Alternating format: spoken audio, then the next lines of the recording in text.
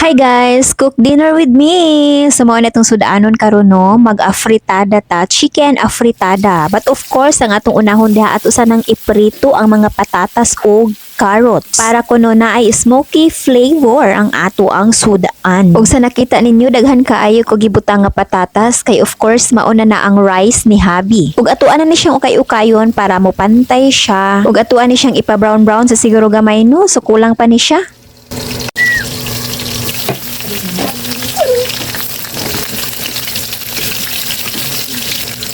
Nindot kayo paminaw no ng sound sa magprito ka ba no? Okay, satisfied na ko yung ani pagka brown gamay. Atuan na ni siyang kuanon isala na to ni no. Ug ingon nila cooking is an art.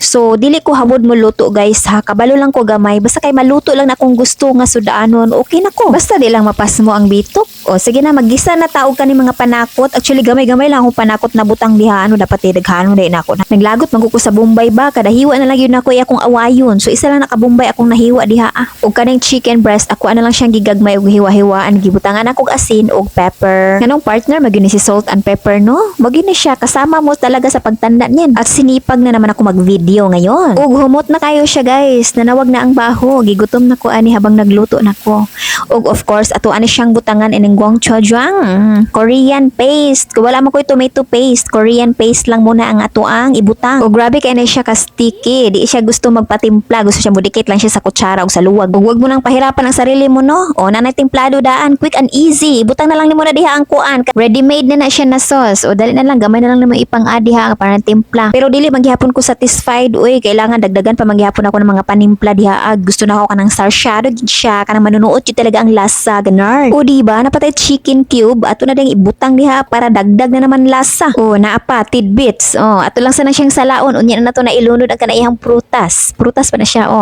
ang kanalang sang sabaw atong kailangan para pampailata-lata na to gamay ang manok no.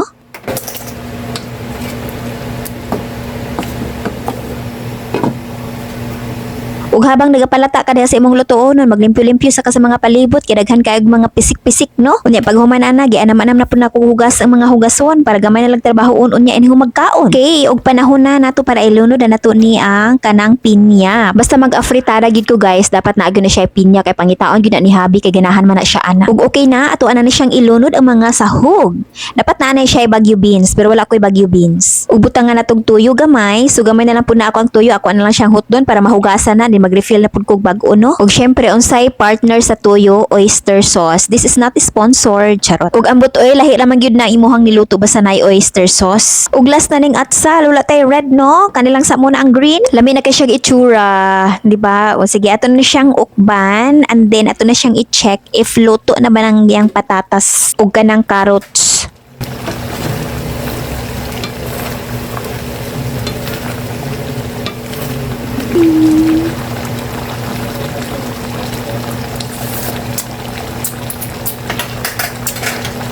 Lami ako ra po'y gikilig sa akong giluto guys. Syempre naman lami ba ako. Ay, simba ko. Ang ako lang dahil giluto ang lami. Sumor pa kasi gahi pa ang patatas. Kasaba gyud sa akong kusina no. Kay pati man pud ang exhaust fan ug ang electric fan ma-record apil sa record gyud. Wow. Ug mao na ni ang ato ang final product. Ayan. So, chicken afritada by Charlene Asbury. Yours truly. Walay magbuot sa akong style sa pagluto kay ako raman gihapon ang mukaon ani og nga akong husband. Bitaw paghuka na darag kanon kay mga una ta kay naluto na akong sudaan. Daghan kayog salamat sa inyong pagtanaw hanggang sa susunod nating pagkikita. Paalam.